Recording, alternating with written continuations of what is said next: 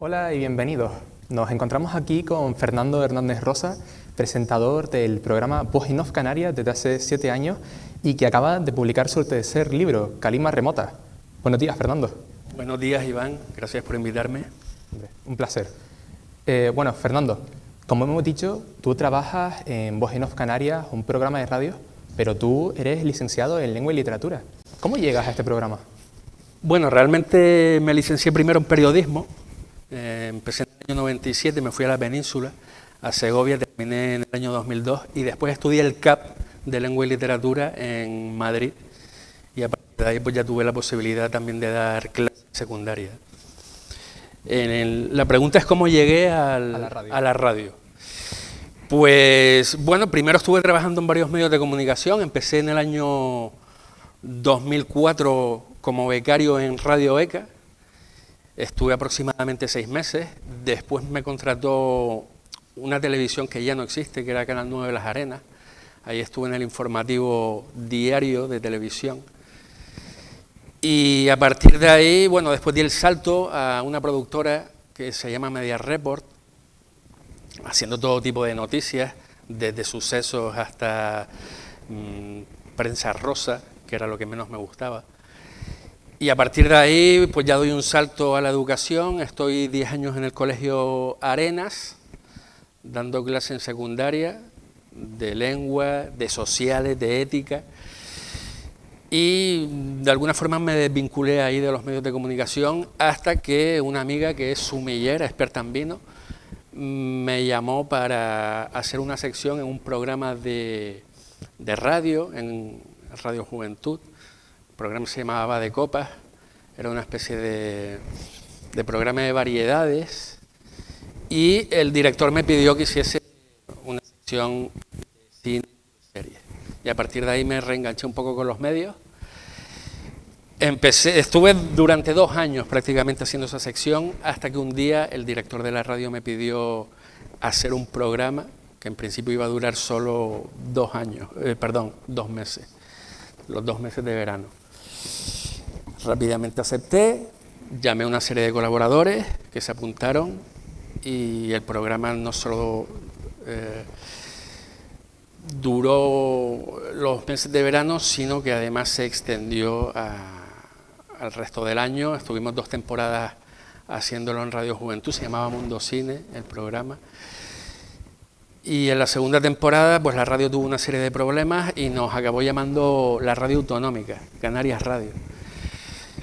Prácticamente mantuvimos el mismo formato, excepto el nombre del programa. El director de Canarias Radio, que era Miguel Guedes en aquel entonces, se empeñó en que cambiáramos el nombre y lo cambiamos. Lo llamamos Voz en Off. Y a partir de ahí, pues empezamos cada viernes a grabar este programa de cine y series. Y hasta hoy, que estamos ya en la 7ª temporada. Ya en Canarias Radio, el programa ha tenido una serie de modificaciones a lo largo del tiempo, ha cambiado la estructura del programa. ¿A qué se ha debido esos cambios? Bueno, hemos querido cambiar un poco por no hacer siempre lo mismo, ¿no? El tópico ese que dice de sal de la zona de confort, pues lo hemos llevado a cabo, ¿no? No queremos hacer siempre lo mismo, ni repetirnos, y entonces hemos pasado de hacer un programa primero temático, a después meter una serie de secciones, y ahora la 7ª temporada pues estamos haciendo como una mezcla de las 2 cosas, ¿no? A veces temático, a veces con secciones, o las 2 cosas a la vez. Has sido, como decíamos, también profesor de secundaria. ¿Tú crees que esa forma de saber expresar te ha ayudado en este trabajo? ¿Crees que has sabido explicar mejor de lo que hablas? Yo creo que sí, ¿no?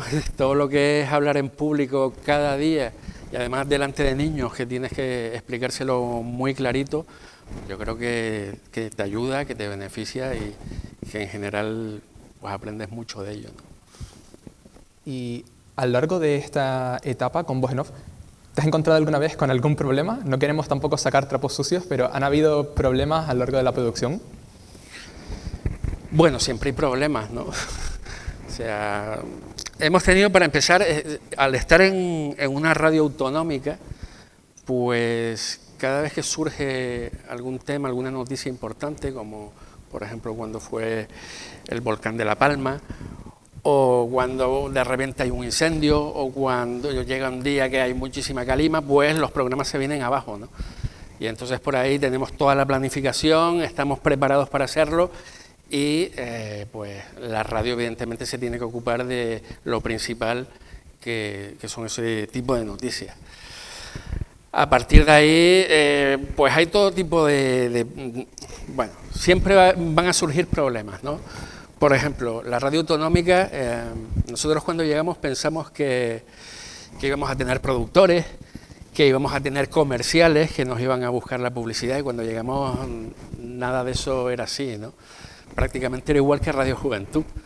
Lo único que cambiaba es que tenía mejor cobertura, llegaba a todas las islas, pero prácticamente hacemos lo mismo que en Radio Juventud y recibimos el mismo trato. Es decir, nadie se ocupa de nosotros, nos ponen un técnico de sonido, un estudio de radio y nosotros grabamos nuestro programa, ¿no? Entonces, bueno, pues por ahí nos hubiese gustado un poquito más de interacción por parte de la radio, porque al final la autonómica, digamos que son como dos radios, hay una radio A y una radio B.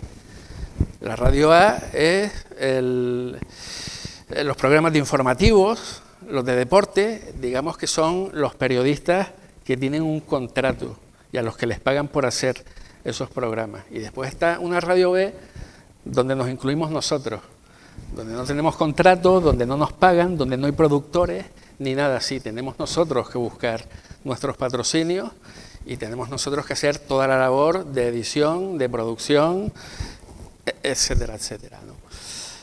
Hablando justamente de esta producción, sí, creo que hay algo que quizás los espectadores no se lo suelen plantear mucho, pero ¿cómo llegan a las ideas del programa? ¿Cómo deciden de qué se va a hablar? Normalmente nos reunimos o hablamos por teléfono el presentador del programa, que es Paco Santana, y yo, y llegamos a un consenso. Y muchas veces por WhatsApp hablamos con el resto del equipo y bueno, le proponemos temas y ellos eligen, o directamente ellos hacen las propuestas y nosotros pues tiramos para adelante, ¿no? No nos gusta tampoco imponer siempre nosotros el tema, sino que todo el mundo pues se sienta cómodo y que propongan sus películas o las series de las que quieren hablar, ¿no? Antes mencionábamos que el programa se trata mucho de enseñar, de también que los oyentes aprendan con lo que se habla. Pero ¿ha habido alguna vez que tú también hayas aprendido, que hayas encontrado algo que quizás no habías visto y gracias a hablarlo en el programa has llegado a esa conclusión? Sí, claro, yo aprendo todas las semanas escuchando a mis compañeros. Normalmente elegimos una serie de películas o de series, lo que hay que hacer es verlas, porque nunca hablamos de una película sin verla antes, sería absurdo, o ponernos a hablar de una serie simplemente leyéndonos la sinopsis. Tenemos que estar durante la semana viéndola. Y después de eso informarnos sobre la serie, ¿no? Pero siempre algún compañero, pues digamos que va a soltar algún dato o va a tener alguna información que tú no tengas o que se te había escapado o que no habías llegado a leer, y yo aprendo todas las semanas de ellos. Bueno, pues hablando justamente de cine, se suele decir que en los últimos años ha empeorado, que en comparación con el cine clásico, que es bastante peor. ¿A ti te parece correcta esta afirmación, siendo que tú llevas 7 años hablando de cine e incluso más? No, no lo creo, no lo creo. Ahora hay muchos más medios técnicos. Lo que pasa es que hay mucha más oferta ahora. Antes a lo mejor las películas se hacían de forma más pausada, más artesanal, se hacían con mayor dedicación, muchas de ellas. Hoy al haber tanta oferta, pues hay mucha película que se hace de forma muy rápida y entonces por ahí podemos pensar que la calidad ha disminuido. Pero siempre vamos a tener películas malas y películas buenas, esto ha pasado siempre. En la actualidad sigue habiendo muy buenos directores, muy buenos guionistas y muy buenos actores. Y cuando todo eso se une, pues tenemos películas de mucha calidad.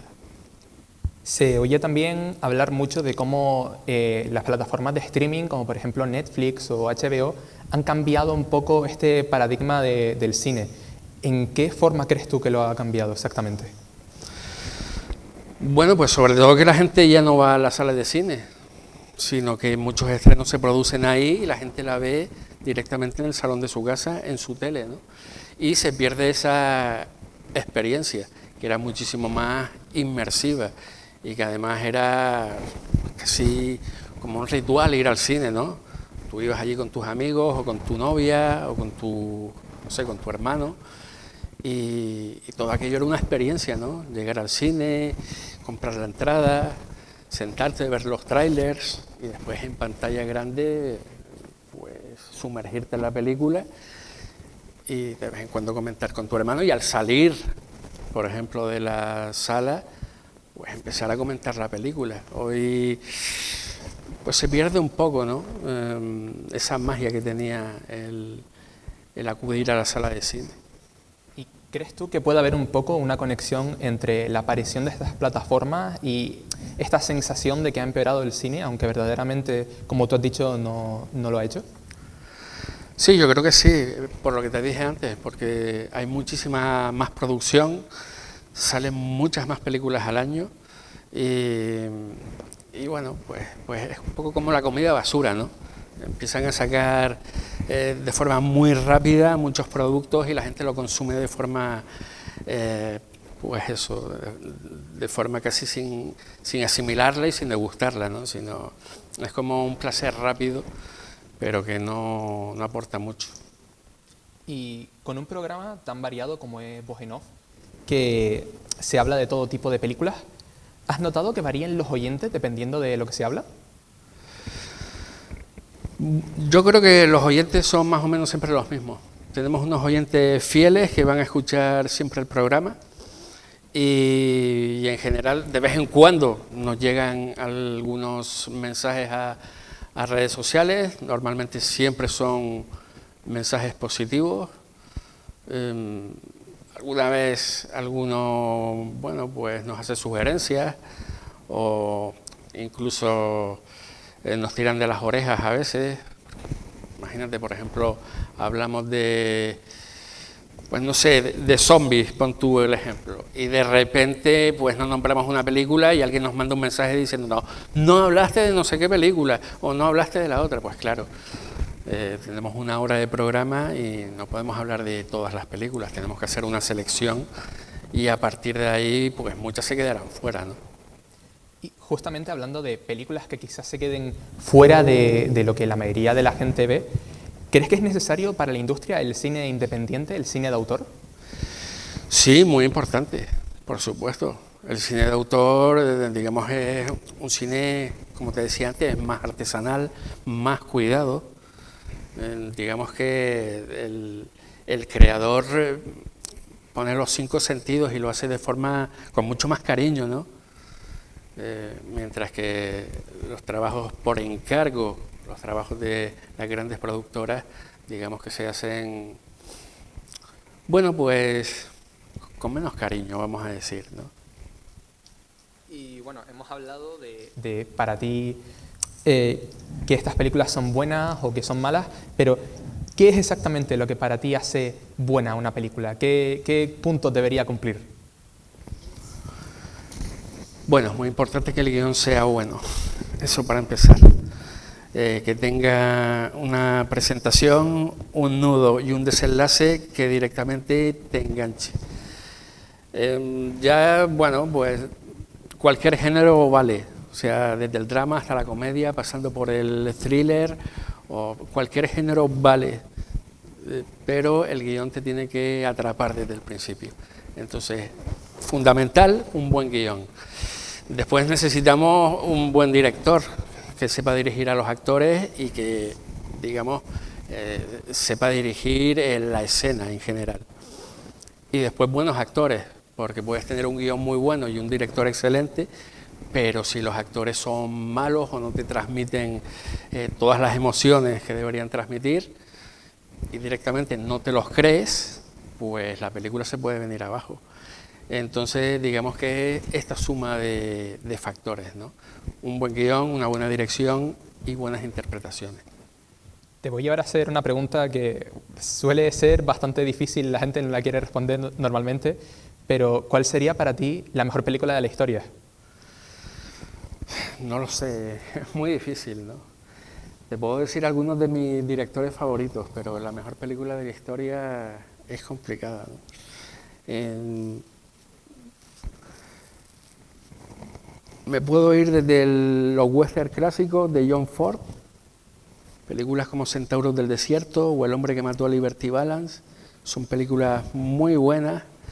Podemos ir a cine negro de la época, a directores como John Huston, por ejemplo, Howard Hawks, y ya después nos podemos meter más en la actualidad.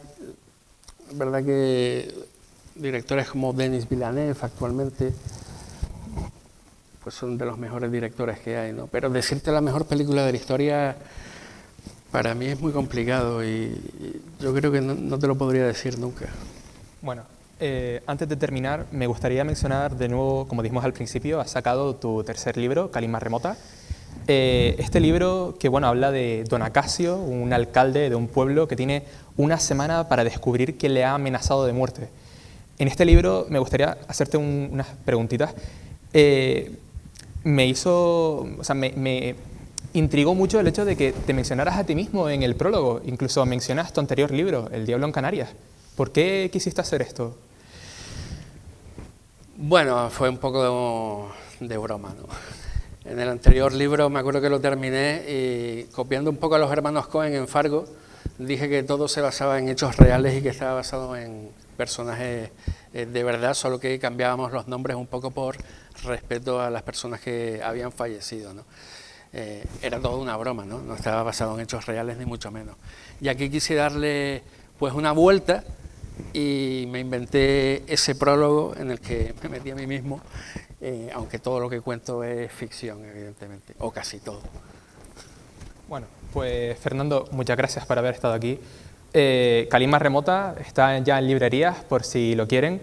Ha sido un placer tenerte, te deseamos mucho éxito con este libro y a ustedes muchas gracias por atendernos. Buenos días. Gracias.